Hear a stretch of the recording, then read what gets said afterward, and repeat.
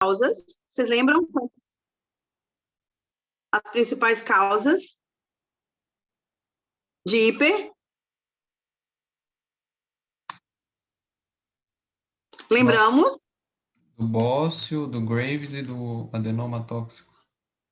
Isso, bócio multinodular, doença de Graves e adenoma tóxico, que também é chamada de doença de... Plummer. Isso, tá? Então, vamos falar agora do tratamento da doença de Graves. Bom, a gente tem aprovada no Brasil 2 medicações antitiroidianas, o metimazol e o propiltiuracil. Tá?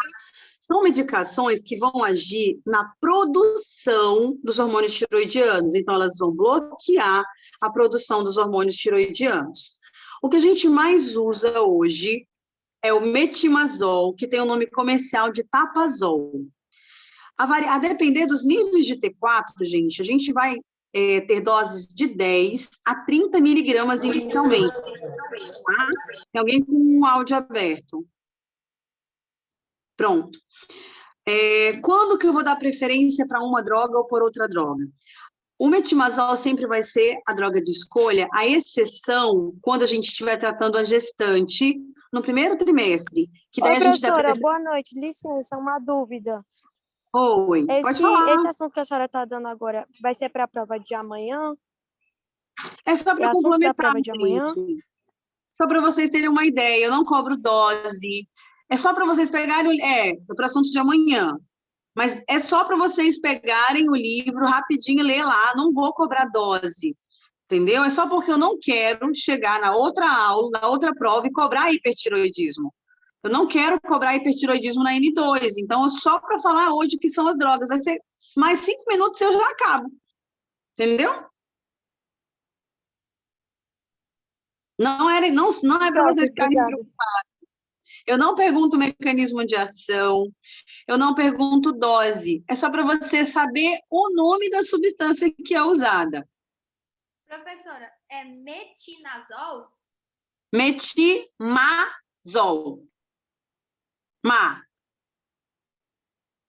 Nome comercial, Tapazol.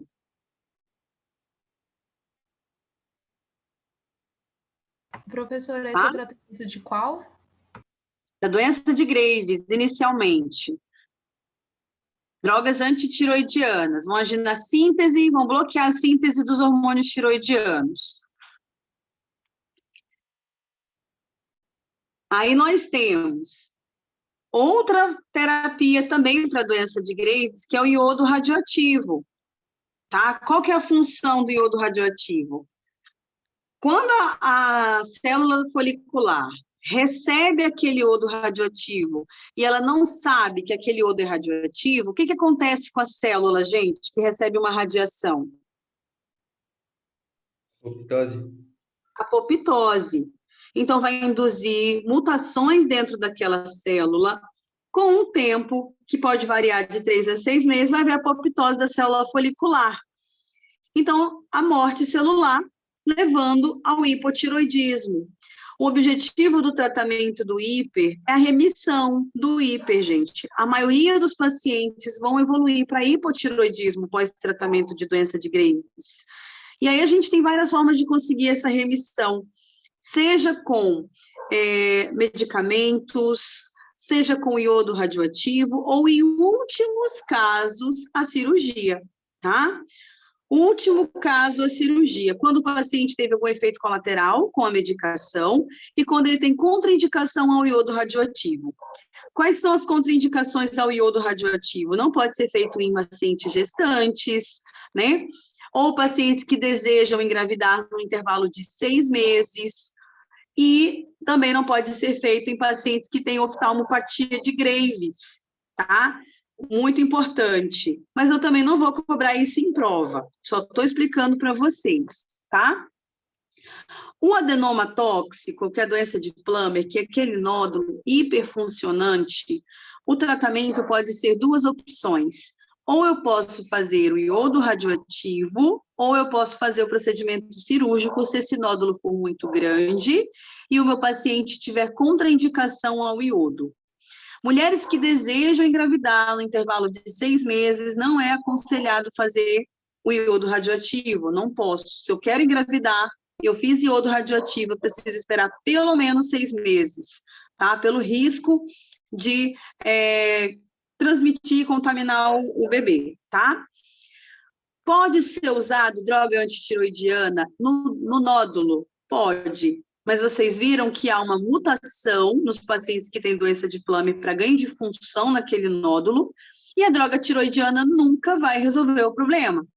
Ele vai ficar usando remédio para o resto da vida, e eu não vou conseguir a remissão desse hipertiroidismo. Então, na doença de Plummer, inicialmente, eu posso usar a droga tiroidiana, antitiroidiana, mas depois o meu tratamento vai ser ou iodo ou a cirurgia, tá? E o bócio multinodular tóxico, qual é o perfil de pacientes que são acometidos pelo bócio multinodular tóxico? São jovens ou pacientes mais velhos? Idoso e mulher. Mais idosos, né? Mulheres, mas mais idosos, né? O adenoma de Plummer é o adulto jovem, também mais comum em mulher, mas é o adulto jovem. Então, a gente vai ter como primeira opção a cirurgia no bócio multinodular se o paciente é um idoso? Não. Não. Né? Então, primordialmente, a gente vai analisar qual é o perfil de status cirúrgico desse paciente, se o bócio é muito volumoso, mas o tratamento nesses casos, a gente pode ser com droga antitiroidiana em doses baixas. Vamos lembrar, o hipertiroidismo do bócio multinodular tóxico é muito importante. Eles fazem níveis muito altos de hormônios tiroidianos no sangue? Sim ou não? Ele eleva, mas não tanto, né?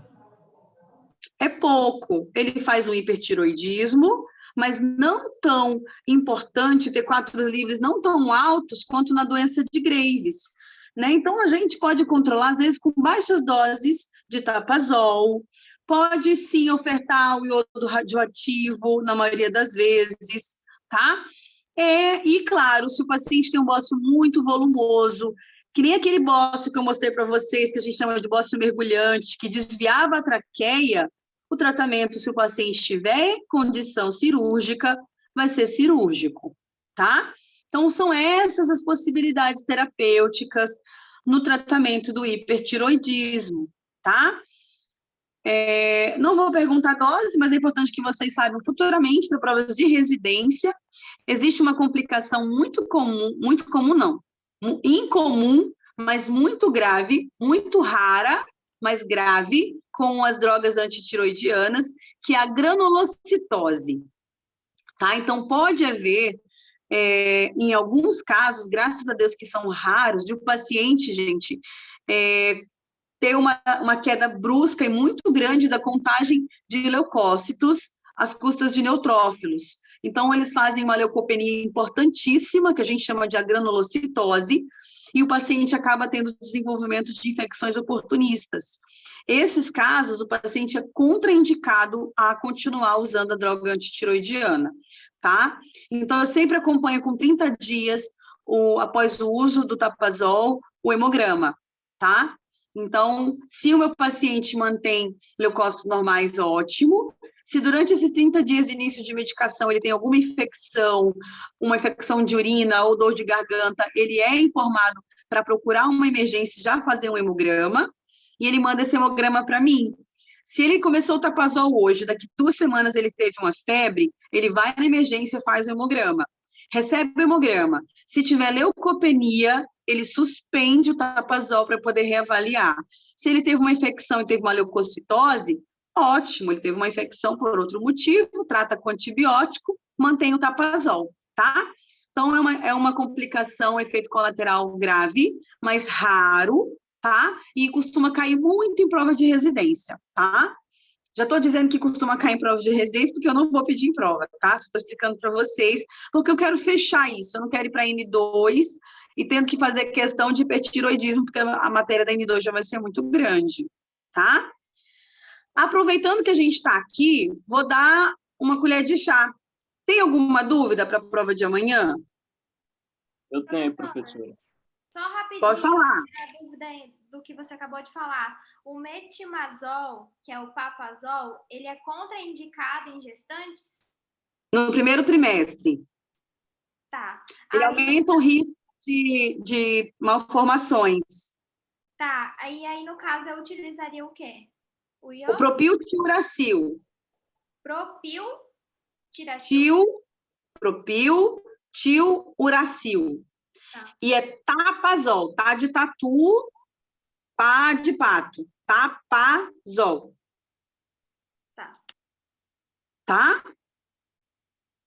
Aí, O nome do outro iodo é propiltil. uracil. Tá. Pode colocar no Google, que o Google corrige.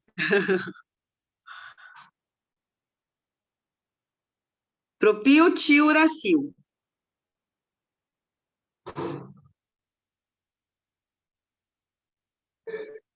Prof, Oi, tô na aula, Rodrigo. Oi. só para confirmar aqui, na suspeita do hiper, aí é primordial o TSH, o T3 e o T4 livre, certo? Sim, sim. Paciente com suspeita, TSH, T4 livre, T3 total. Isso é primordial. Não, tá, é Bom, porque eu eu não sei a causa. Qual vai ser um exame que vai me ajudar a elucidar qual que é a causa desse hipertiroidismo? TSH. A causa. TSH vai me dizer que ela tem uma síndrome de hipertiroidismo. E a causa? É o TRAB? O TRAB ajuda, um bom exame físico. Pesquisar o que no exame físico? Nodulação. População. Se há algum nódulo na tireoide ou vários nódulos, né? E se você palpou um nódulo, que exame você tem que pedir? Cintilografia. Primeiro exame que você tem que pedir é uma UCG. ultrassonografia. E depois, se esse paciente tem um nódulo, identificou a ultrassom e ele tem hipertiroidismo, ótimo, vamos para a cintilografia. Vamos ver se esse nódulo é ou não funcionante, né? É essa conduta, essa é a sequência. O paciente vai chegar com a clínica, eu vou investigar se realmente essa clínica é de hipertiroidismo, e aí eu vou tentar identificar as causas. Então, eu já posso solicitar um TRAB, uma ultrassom, tá? Para tentar ver qual que é a causa do hiper. Já olha se tem exoftalmia, porque o paciente com hipertiroidismo com exoftalmia e bócio difuso me fala muito a favor de doença de Graves, tá? Tudo isso a gente vai analisando em conjunto. Alguma outra dúvida? Professora, aproveitando, pode explicar rapidamente a diferença daquele efeito Somagi, o outro efeito que dá? Tá. Esses dois efeitos acontecem para a gente diferenciar uma hiperglicemia matinal. Então, meu paciente está tendo uma hiperglicemia matinal e eu quero saber se essa hiperglicemia matinal eu vou precisar aumentar a dose da insulina ou se eu vou precisar reduzir a dose da insulina. Por quê? Se meu paciente está tendo uma hiperglicemia de manhã cedinho e de meio da madrugada ele tem uma hipoglicemia, essa hiperglicemia matinal é pelo efeito Somogyi. Ele está tendo uma hipoglicemia de madrugada, ele faz uma hiperglicemia pela manhã de rebote por aumento dos hormônios contrarreguladores durante a madrugada devido a essa hipoglicemia. Se o meu paciente amanhece pela manhã com as glicemias altas, né? E eu vou olhar, eu sei que de madrugada ele não está tendo uma hipoglicemia, é o fenômeno do alvorecer. Ele está tendo uma hiperglicemia matinal por conta da dificuldade da ação da insulina no tecido pela manhã, por conta do pico de cortisol, por conta do pico de GH que aconteceu durante o sono. E aí, nesses casos, ele tem uma hiperglicemia matinal sem uma hipoglicemia na madrugada, é o fenômeno do alvorecer. A minha conduta vai ser aumentar a dose de insulina antes de dormir, se por acaso ele usa, ou se ele usa insulina basal uma vez só ao dia, glargina ou degludec, aumentar a dose da insulina também, tá? Beleza, obrigado. E se Professora, for o caso da hipoglicemia, vou reduzir a dose da insulina ou vou orientar que ele faça uma ceia, alguma coisa assim. professora, quanto aos esquemas de insulina, que existem vários, como que você, tipo, vai cobrar isso na prova? Não vou cobrar. Esquema tá. de insulina, não, esquema não vou cobrar. Talvez vocês precisem saber quais são os tipos de insulina, o que é uma insulina basal, o que é uma insulina de ação Professora, rápida. dose vai precisar, tipo, especificamente? Dose também não, Beleza, prof. tá? Gente, estudem o básico. O que um clínico precisa saber. O que um clínico precisa saber? Saber tratar diabetes, antidiabéticos orais, né? Saber diagnosticar o diabetes. É isso. Professora, ontem eu fiquei com dúvida na atividade porque a senhora pedia a conduta diante do caso, né? E aí não dava a glicemia de jejum e nem a hemoglobina glicada. Daí eu não... Naquele casinho, mas aquele casinho era para vocês colocarem só a mudança do estilo de vida, atividade física, dieta, emagrecer, entendeu? Ah, tá. É porque eu pensei que a senhora queria algum medicamento. Professora, podia ser metformina também, né? Podia colocar, mas a base, lembra que eu falei para vocês, a mudança do estilo de vida é o primordial. Então, a resposta primordial ali era a mudança do estilo de vida. Naquele caso lá, né, do CLES, né? Do mural, né? Obrigada. E cetoacidose? E cetoacidose é saber tudo. Cetoacidose, diagnóstico, critérios diagnósticos, os princípios do tratamento da cetoacidose, né? Aquele resumo dos princípios do tratamento. Os princípios do tratamento. Ai, doutora, professora, a dose do soro, quanto infundir na primeira hora, na segunda hora? Não cobro. Mas quais são os princípios do tratamento que devem nortear? Né? Hidratação, insulina com insulina com potássio e... Depende de qual valor está o potássio. Não é para todo paciente que vai precisar de potássio. Lembra dos casos que vão precisar de potássios, que não vão precisar de potássio. Mas ter o cuidado com o potássio é fundamental. Lembrar que você precisa ter o cuidado com o potássio é fundamental, tá? Prof, a senhora vai pedir fisiopatologia? Para mim, eu acho mega ultra top importante. Vai ter cálculo para ir por cálculo ali para ver o nível do sódio, essas coisas? Vai ter cálculo alguma coisa? Não, porque vai ter gente fazendo prova presencial. E aí, presencial é mais complicado, né? Mas é bom saber. É bom saber. A prova tá grande? Não. Não, porque tem gente que optou por fazer presencial, entendeu? Então, se fosse só online, 4 horas de prova seria, mas como tem presencial aí, a prova vai ser tranquila, tá? Vai ser fácil, tranquilo para fazer. Serão 2 horas? São 3. Beleza. Tá bom? Quem vai fazer são só 6, né, gente? Só 6 pessoas presenciais para poder imprimir as provas hoje. São 6, né? Isso, professora. Uhum. Professora, a senhora vai colocar algum valor de referência na prova?